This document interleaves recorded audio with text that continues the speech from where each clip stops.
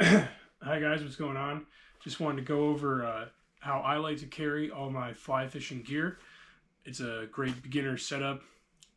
This video can definitely help you if you're not really sure what type of gear you really need to start fly fishing, or you need some ideas about some good budget-friendly entry-level gear to hold all your stuff and what type of stuff you should be bringing with you.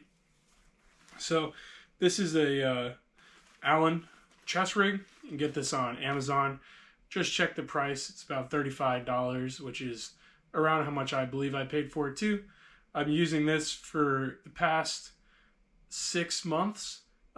Prior to this, I was just stuffing my flies and forceps and everything in my fanny pack or in the pockets of my waders, which you can do, but it's definitely a lot nicer if you get some type of dedicated storage for it.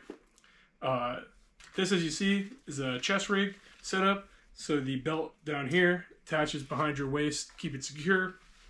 Obviously hangs on the back of your neck. On the back part too here, you have this big plastic ring that you can get magnetic attachments to hold something like a trout net right here. Attach it so you can snap it off, use it, and snap it back on, which is pretty cool. Going back to the pack itself, like I said, $35, which is a really great price when you're starting to look at fly fishing chest rigs or just packs in general, because they get really pricey really fast. This particular one doesn't have any type of water resistance to it. So if you fall in the water, everything's going to get soaked. So keep that in mind. So on the front here, you have a little bungee pouch, which you can stick small things like maybe some floating or a small multi-tool with scissors or some type of nippers. And then open up this front pouch here. The front of it is all lined with Velcro. And it comes with a little fly caddy here, Velcro. So remove this patch I have on here.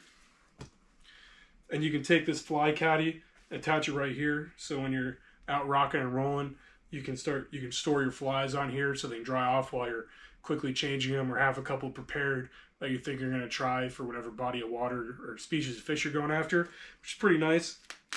On here I have a Clouser minnow, cricket, and larger shad pattern, and a popper, and a little nymph hanging off the bottom there. But typically what I do is I like storing it on the inside because I'm a little paranoid about losing any of my flies, because flies are expensive, and especially if you're a beginner, tying them takes a long time, and also can get pricey as well. So I like keeping it Velcroed on the inside, just so if they fall off, they're staying inside the pack itself, so I'm not worrying about scrambling through a creek or a river or something trying to find a $7 or $8 fly that I'm missing now. Also on the inside, you have a retention band that you can hold extra tippet material. And then at the bottom, there's a small amount of space. I have strike indicators at the bottom in the inside here. And it also has a tiny little bungee pouch as well. But when you put tippet rolls in there, it gets pretty congested, so that pouch isn't really usable if you're storing tippet in there. So I'll close that up for you. And then on the outside, you have more of these plastic rings.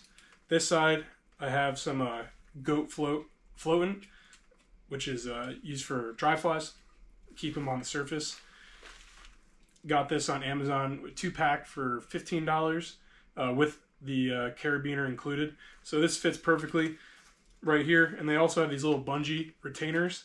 So if you don't want stuff dangling around, you can slide whatever you're storing on the sides underneath this bungee cord so that it's not dangling and making a lot of noise.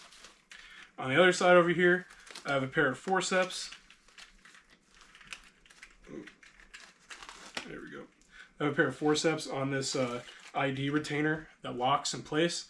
So typically I'll leave a little out of it so that it's easier to use, and if I need more I can just keep pulling. But just a basic pair of forceps. You can get these on Amazon also for about less than $5.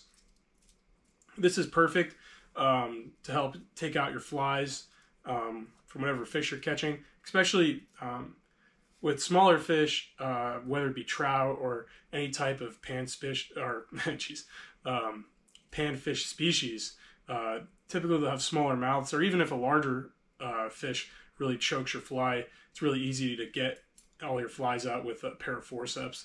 So definitely recommended, and you don't have to break the bank on these. There's plenty of really cool options, bigger, or they'll have some type of like cutting tool attached to them and whatnot, but I don't think that's really that necessary. Just a really cheap pair of surgical forceps will work just fine.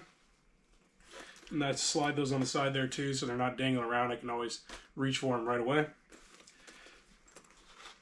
And then talking about nippers, plenty of different options. You can when you're going looking for a pair, and a lot of the basic beginner combos, like on Amazon, some of the cheaper ones like the Som Yang that I did a review on recently, came with a pair of nippers. But whenever you get nippers and fly combos like that, or like really cheap free nippers, they're usually really bad. They're not sharp at all, and they're kind of junky and garbage. But cheap, easy thing to replace it with that almost everyone has in their house is just a pair of nail clippers, which will work just fine to cut your leader, tippet, and whatnot, whatever you got to use it for. So I have another one of these like ID retainers. I just have it clipped onto this top little hanging loop, and I usually tuck it behind me so it's not dangling around, and then when I need it, I just pull it out, snip whatever I'm doing. Other options when you're talking about some type of nipper replacement, because you don't want to pay a lot of money for a dedicated pair of fly fishing nippers, I think another great option is just a little Swiss Army knife. Because on these little Swiss Army knives, they'll run you about $20. Not only will you have your scissors, which will work perfectly for any type of fly fishing application, but now you also have a little file you can sharpen your hooks with as well, and a small pen blade. But this is a great option that you can also attach here, use it the same way. Opening up this main compartment here, you have a front zipper pouch, and in there I keep on this awesome Buc-ee's lanyard, a small Leatherman multi-tool, just a backup, lose the forceps, or if I need something with a little more strength to like bend a hook or something like that, I have this. And this also has a file, screwdrivers and stuff like that. Overkill, but it's so small, great to have a backup, and also great if to handle any task that the forceps can't handle. So I keep that on this lanyard so I don't lose it. So I keep that tucked in, zipped into this front pouch. And in the back you have another one of these bungee pouches, a big one that's the size of the entire pack. In there, keep my fly box, whichever fly box I'm bringing with me. This one I got on Amazon, about $11. And this one's great. It's a Max Catch, two-sided fly box. Holds tons of flies. Great box, waterproof. So if you do fall in the water, all your flies won't get drenched. So that's pretty cool. So that slides right in the back here. And then you have enough room in there to stuff another fly box about this size. So you can carry two if you really wanted to. If you're really trying to take a lot of flies with you. Or you can put a cell phone in here. It's typically what I do is I'll slide my cell phone in here so I can get quick access to take a picture. And there's enough, because of the bungee pouch, it helps keep everything separated so you're not worried about pulling out your phone and then your fly box is floating down the river and you're running after it. Other things to consider when you're a beginner fly fisherman and you're not trying to break the bank buying into a lot of name brands and waterproof gear and all this type of junk that really isn't necessary. When you're talking about fly boxes and fly storage, a great option as well is just to go to Walmart or Academy or whatever sporting goods store you have, or just go on Amazon and just getting a regular tackle box that has plenty of dividers, so you can just divide up all your flies. What I use this for is I keep the bulk of my fly arsenal in here, and whenever I get to the body of water that I'm going to, I'll do a quick assessment and kind of decide how I'm going to approach it, and then I pick the flies out of here and put them into the actual waterproof fly box I keep in the bag itself. Because when you do go fly fishing, depending on what species you're going after, you're really not going to need to carry a ton of flies with you. So I wouldn't over concern yourself about having tons of more expensive fly boxes. Just buy one and then do something like this. Cheap $2 tackle box, keep them all in your truck, and then just load it up and unload it. Gives you a lot of modularity and ability to adapt to what's going on, instead of overloading your fly box and then having them fall out or get stuck with each other, and gets to be a pain. Other things you can do is, like here, this other small little plastic container. I have some mouse patterns in there that I got, different types of mouse patterns. Little fly box like this fits in the bag with a big fly box, and great option to help store your stuff. Last thing to consider, which again, I don't think this is too necessary, just depends on what type of fish you're going after. Definitely want one if you're fishing for trout. It's not something I really do here in Texas, on the account that they're not natural here, and they only stock them for a couple months out of the year, and everyone and their mom goes after it, and you know how that type of stuff goes.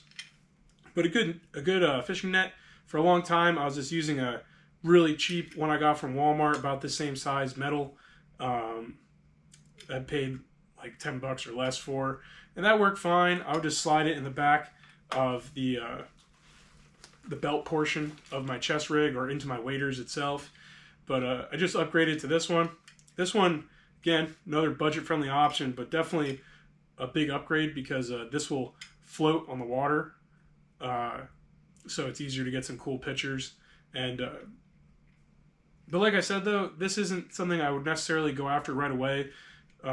It's not that much. It's not very expensive, but when you're buying, fly box, flies, the pack to hold everything, forceps and floating and all this other stuff, all this, and the fly rod and combo itself, everything adds up pretty quickly. So I wouldn't say you really need one of these right away, but definitely keep an eye out for a good deal. I got this on sale at Bass Pro Shop for $11, which is pretty awesome.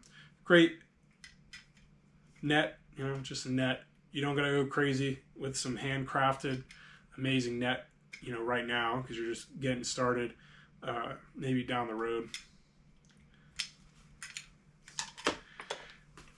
But yeah, besides all that, this is really all you need to get yourself going. Get out in the water. The only other thing you're really going to want to consider is a pair of waders. I've been using for a long time a pair of duck hunting waders, which aren't a great option. Definitely recommend saving up a little bit more and get a better pair of more fly fishing oriented waders with a good pair of wading boots, just to do the fact that the duck waders won't have any great traction walking in the water, so you gotta really be careful not to slip and fall.